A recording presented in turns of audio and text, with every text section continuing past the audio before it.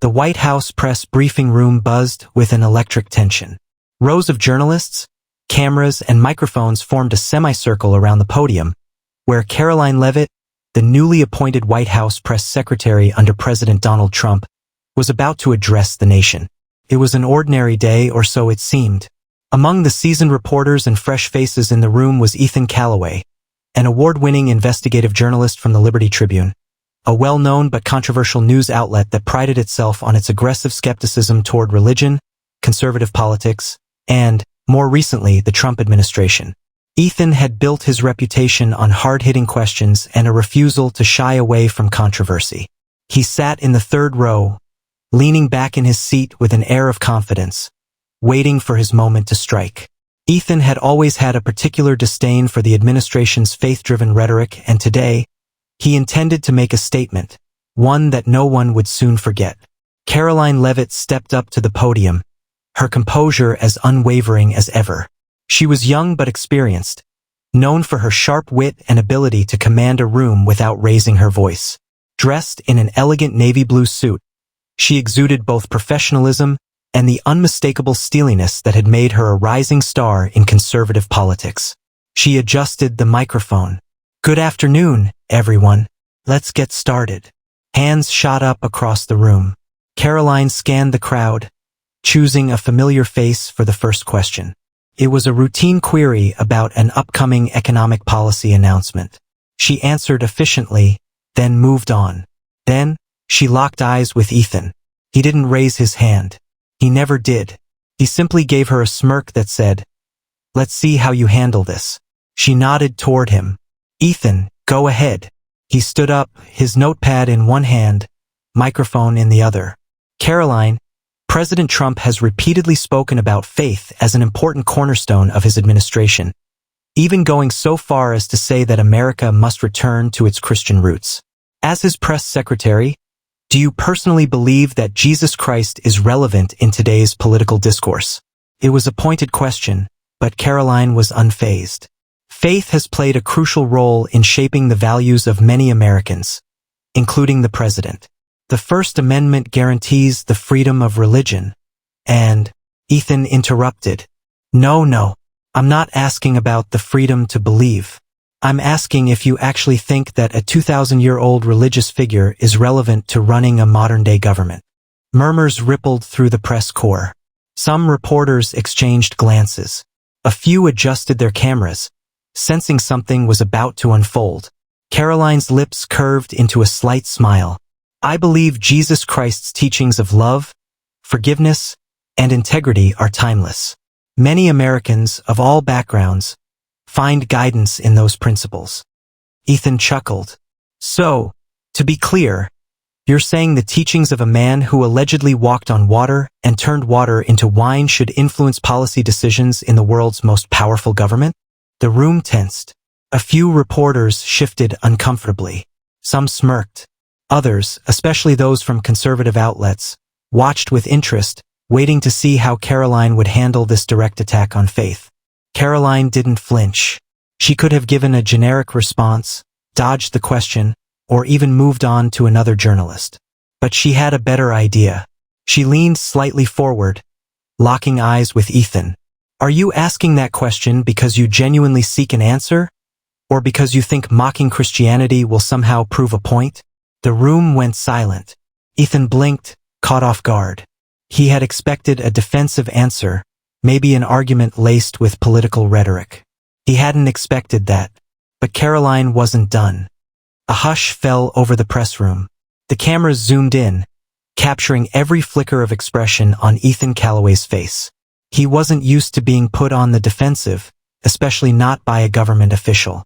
He quickly recovered, forcing a smirk. "It's a fair question, Karoline. After all, the government is supposed to be secular. The Founding Fathers made it clear separation of church and state. I think it's important to know if this administration is basing policies on empirical evidence or on ancient religious beliefs." Karoline nodded slightly, as if considering his words. "That's an interesting argument, Ethan. But let's break it down, shall we?" She stepped away from the podium slightly, still keeping her microphone close. First, you're referencing separation of church and state, which, by the way, doesn't appear in the Constitution. That phrase comes from a letter Thomas Jefferson wrote to the Danbury Baptists in 1802. The actual First Amendment states, "Congress shall make no law respecting an establishment of religion, or prohibiting the free exercise thereof." That means the government cannot impose a national religion, but it also cannot restrict people from practicing their faith, including people in office. Ethan opened his mouth, but Karoline continued, her voice steady. Now let's address your real question. You're implying that faith has no place in governance, yet America's moral and legal framework is built upon values deeply rooted in Christianity. The concepts of justice, human dignity, and the very idea that all men are created equal, those weren't invented in a vacuum. They echo principles taught by Christ. Ethan rolled his eyes. So you're saying our government should be run on Bible verses? Karoline smiled, unfazed.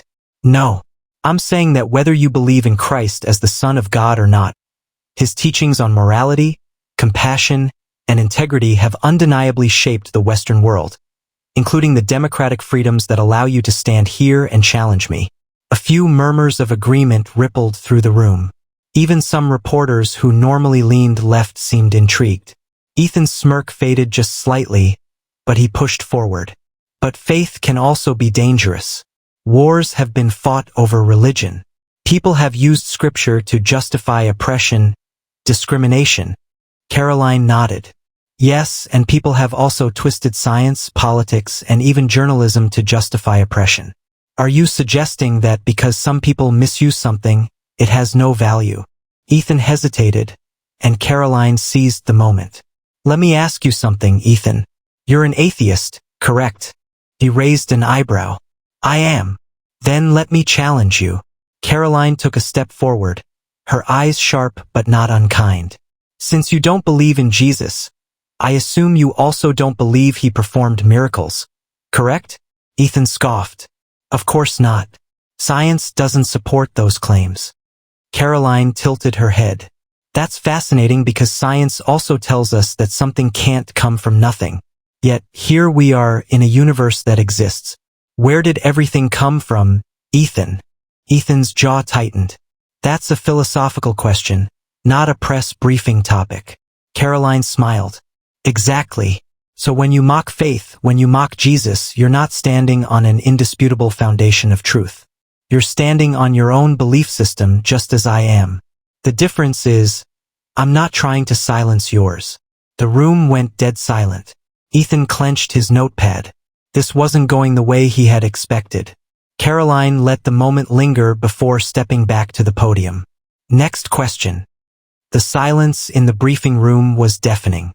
The cameras captured every flicker of emotion across Ethan Calloway's face. He was used to tough debates, but this was different.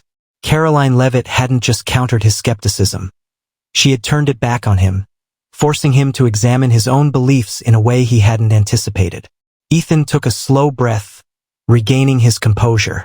He wasn't about to let a press secretary, especially one representing the Trump administration, get the last word. He leaned forward, gripping the microphone tighter. That's a clever deflection, Karoline. But let's talk about something tangible. The administration has repeatedly referenced biblical values when discussing policy decisions, immigration, abortion, even foreign policy. Doesn't that contradict the idea of a government that represents all Americans, including non-Christians like me? Karoline remained unshaken. Ethan, let me ask you this. Do you believe that morality exists? Ethan hesitated but nodded. Of course. Where does it come from? Ethan shifted in his seat. From human reason, from social contracts. Morality evolves. Karoline gave a knowing smile. So morality is subjective? Ethan hesitated. Not necessarily. Some things are universally wrong, murder, for example. Exactly. Karoline's voice carried a quiet authority. And where do you think those universal moral laws originated? Because if morality is just a social construct, then no act is inherently good or evil, it's just opinion. But if morality has an objective foundation, then that implies the existence of something greater than human subjectivity. Ethan clenched his jaw. That's a philosophical debate, not a policy discussion. Karoline nodded. You're right, but you're the one who made this about faith. You mocked Jesus Christ in front of a room full of people, assuming your disbelief made you intellectually superior. All I've done is ask you to apply the same scrutiny to your own worldview. A few reporters in the room let out quiet murmurs of approval. Some of Ethan's colleagues shifted in their seats. They had seen him dismantle politicians before, but this time he wasn't the one in control. Karoline leaned slightly forward. Ethan, let's get practical. You asked about policies, so let's talk about them. President Trump has supported policies that protect religious freedoms. Does that mean he wants a theocracy? No. It means he recognizes that faith plays an important role in millions of Americans' lives. Ethan scoffed. Faith also plays no role in millions of other lives. Why should government cater to one group over another? Ethan Calloway sat frozen, gripping his pen like a lifeline. He could feel the weight of the room pressing down on him. Karoline Leavitt had done something no press secretary or politician, for that matter, had ever managed to do. She hadn't just deflected his attack. She had exposed the shaky foundation of his own arguments. The moment hung heavy in the air. Journalists glanced at one another, unsure whether to move on or lean in. Some scribbled furiously in their notebooks, while others stole quick glances at Ethan, waiting for his next move. Karoline, meanwhile, remained composed, her expression unreadable. She turned to another reporter. Yes, you had a question? But Ethan wasn't ready to be dismissed. He leaned forward, voice sharper now, laced with frustration. All right, Karoline, let's assume for a second that Jesus Christ was a great moral teacher. That still doesn't mean he was the Son of God. People have been preaching love and justice for centuries. What makes Christ any different? Karoline's lips curved slightly. Ethan had taken the bait, whether he realized it or not. She met his gaze. That's a good question, and I'll answer it with another. If Jesus wasn't the Son of God, then why do you, a self-proclaimed atheist, feel so compelled to mock him? Ethan blinked. A flicker of uncertainty crossed his face, but he quickly recovered. Because religion has been used to manipulate people for centuries. And because people like you, conservatives, use Jesus as a political weapon. Karoline nodded slightly. So let me get this straight. You don't believe in God. You think Jesus is just another historical figure. And yet, you spend your time attacking him instead of, say, Buddha, Muhammad, or any other religious leader. Why is that? The room was dead silent again. Even the cameramen had stopped shifting their equipment. Ethan exhaled sharply. Because Christianity is the dominant religion in this country, and it influences policy. Karoline tilted her head. So does secularism. And yet, I don't see you standing here questioning atheists about how their beliefs shape their politics. Ethan's jaw clenched. He knew he was losing ground, but his pride wouldn't let him back down. Karoline continued, her voice calm but piercing. Let's be honest, Ethan. This isn't about policy for you. It's personal. You want Christianity to be wrong. You want Jesus to be just another historical figure because if he isn't, then that means you might be wrong about everything. Ethan let out a dry laugh, shaking his head. That's rich. You think I mock Jesus because I secretly believe in him? Karoline's smile didn't waver. I think you mock Jesus because you can't ignore him, because no matter how much you claim he's irrelevant, something inside you knows that his name still carries power. Otherwise, he wouldn't bother you so much. Ethan Calloway sat in his seat, his fingers drumming against his notepad. His heart pounded harder than he wanted to admit. The press conference continued, with reporters shifting focus back to policy questions, economic plans, international relations, upcoming legislation. But Ethan wasn't listening. He had faced plenty of tough debates before. He had taken on politicians, religious leaders, and even scientists in heated exchanges, always confident in his ability to dismantle their arguments. But this was different. Karoline Leavitt hadn't just countered him. She had disarmed him. Her words still echoed in his mind. You don't believe in God. You think Jesus is just another historical figure. And yet, you spend your time attacking him instead of, say, Buddha, Muhammad, or any other religious leader. Why is that? He had dismissed faith as superstition, a relic of the past. And yet, he couldn't shake the way her words had unsettled him. Why did Jesus Christ still dominate so many conversations? Why, if he was just another historical figure, did his name hold such weight? He clenched his jaw and exhaled sharply. Focus, Ethan. Don't get sucked into this. The press conference was beginning to wrap up. Karoline was addressing a final question when Ethan's instincts kicked in. This wasn't over. He raised his hand again. Karoline glanced at him, her expression unreadable. She could have ignored him, moved on, ended the discussion. But instead, she nodded. Ethan, one last question. Ethan leaned forward, choosing his words carefully. You've made a strong case for why Christianity has shaped the world. But faith is personal. What personally makes you believe Jesus is real? A few reporters turned, surprised at the shift in his tone. This wasn't an attack, it was a genuine question. Karoline studied him for a moment, then spoke with quiet certainty. I believe because I've seen the evidence, not just in history or philosophy, but in people. I've seen lives changed, addictions broken, families restored. I've seen people face suffering with hope instead of despair.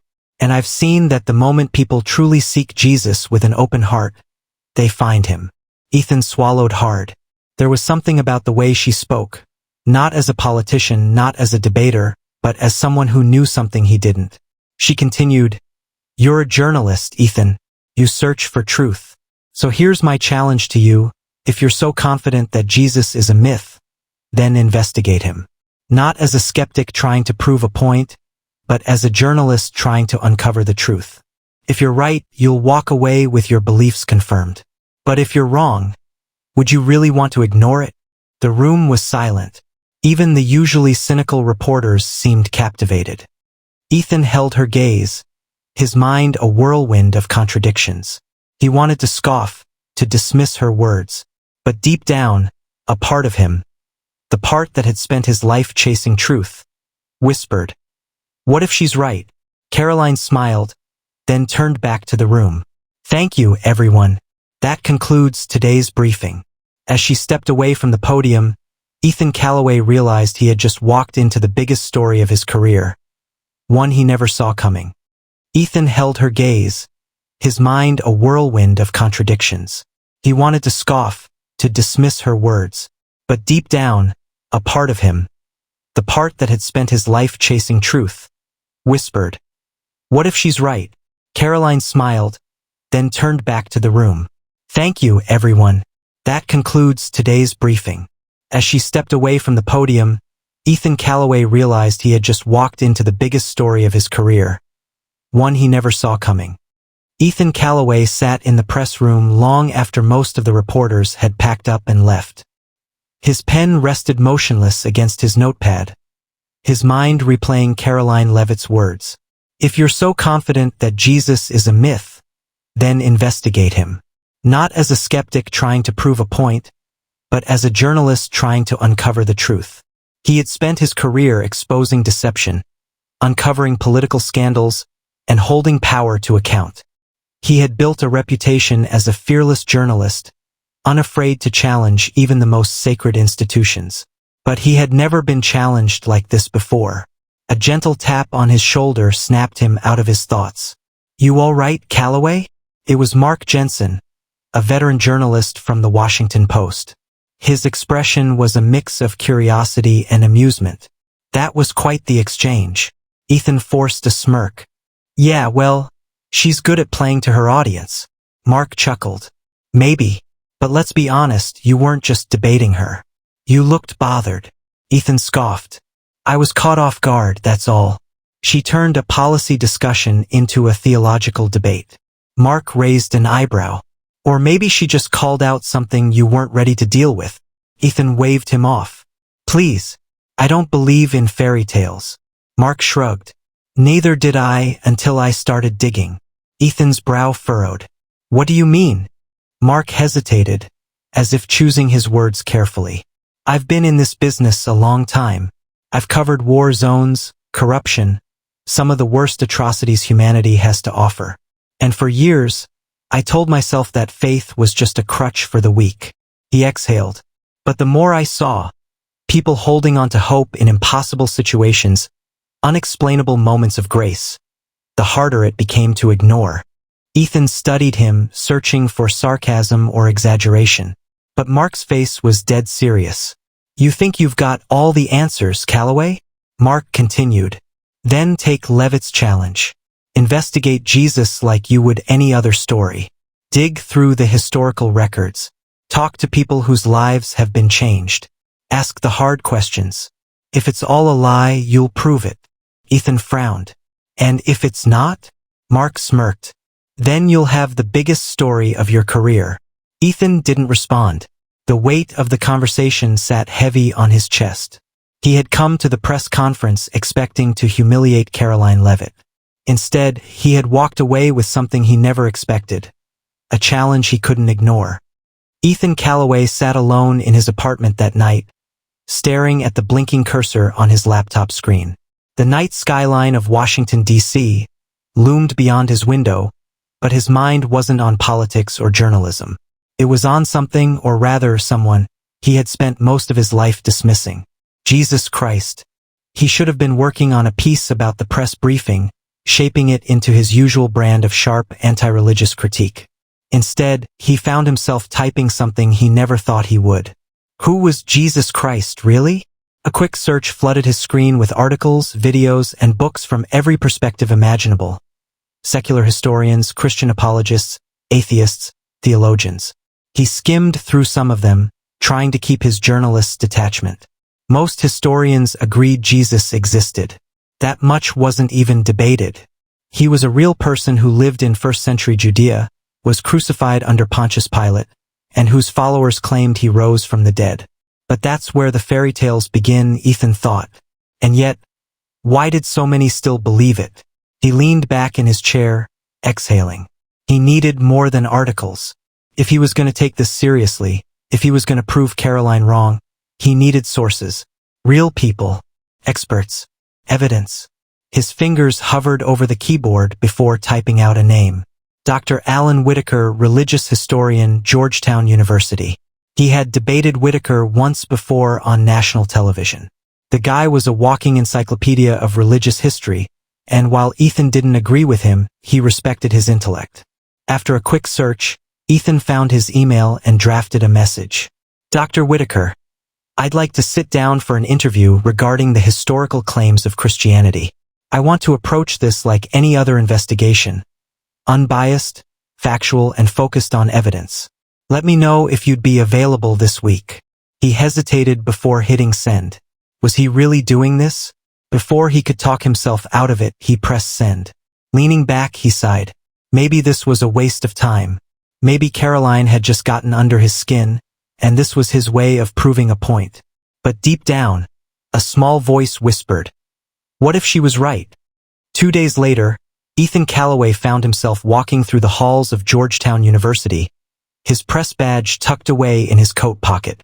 He wasn't here as a reporter. Not yet, anyway. He was here as a seeker, though he would never admit that out loud. Dr. Alan Whitaker's office was tucked away in the university's theology department, a place Ethan had never imagined stepping into. As he knocked on the door, he braced himself for the inevitable lecture on faith and redemption. Instead, Whitaker greeted him with a warm, knowing smile. Ethan Calloway, didn't think I'd hear from you again. Ethan smirked. Yeah, well, I like to keep people on their toes. Whitaker gestured to a chair. So what brings you here? Another debate? Or are you actually interested in answers this time? Ethan leaned back, arms crossed. I want facts. I want historical evidence. I want to know if there's any reason, any real reason, to believe Jesus Christ was anything more than a religious figure. Whitaker nodded, seemingly unfazed. Fair enough. Let's start with the basics. You accept that Jesus was a historical figure, correct? Ethan nodded. Yeah, I've looked into it. Most scholars, even atheists, agree on that much. Good. Now let's talk about his death. The crucifixion of Jesus is one of the most well-documented events of ancient history. Roman, Jewish, and early Christian sources all confirm it. Do you have any reason to doubt that? Ethan shook his head. No, but dying on a cross doesn't make someone divine. Whitaker chuckled. You're right. But what does make him unique is what happened after the crucifixion. He leaned forward. Ethan, every major world religion acknowledges that Jesus existed. But only Christianity is built on the claim that he rose from the dead. If that's false, then Christianity collapses. Ethan smirked. Exactly, and that's why I'm here. The resurrection is the biggest myth of all time. There's no proof. Whitaker's expression didn't change. That's where you're wrong. He reached for a book on his desk and flipped it open. Let's talk about the evidence. First, we have the empty tomb. If Jesus' body had still been in that tomb, the Jewish and Roman leaders would have produced it the moment his followers started claiming he had risen. Ethan opened his mouth to argue, but Whitaker continued. Then we have the eyewitness accounts. Not just from the disciples, but from hundreds of people, including skeptics like James, Jesus' own brother, and Saul of Tarsus, who later became Paul. Ethan frowned. Mass hysteria. People see what they want to see. Whitaker shook his head. Then how do you explain Paul? He was a persecutor of Christians. He hated them. And then, suddenly, he has an encounter with the risen Christ and spends the rest of his life preaching the gospel. Suffering torture, imprisonment, and eventually execution. Ethan was silent. Whitaker leaned back. People don't die for something they know is a lie, Ethan. The words hit harder than Ethan expected. He had spent years arguing against Christianity, dismissing its claims. But for the first time, he was facing real historical evidence. Evidence that didn't crumble under scrutiny. He cleared his throat. Okay. Let's say, hypothetically, that something happened after Jesus died. That doesn't mean he was God. Whitaker smiled. That's the next part of the investigation. And something tells me you're not done digging. Ethan exhaled, running a hand through his hair. He had come here to prove a point. Instead, he had walked away with more questions than answers. For the first time in his life, he wasn't sure he liked the truth he was uncovering. Ethan Calloway sat in his car outside Georgetown University, gripping the steering wheel as the weight of Dr. Whitaker's words pressed against his mind. He had expected to dismantle the so-called evidence of Christianity within an hour. Instead, he had walked out with more questions than he could process.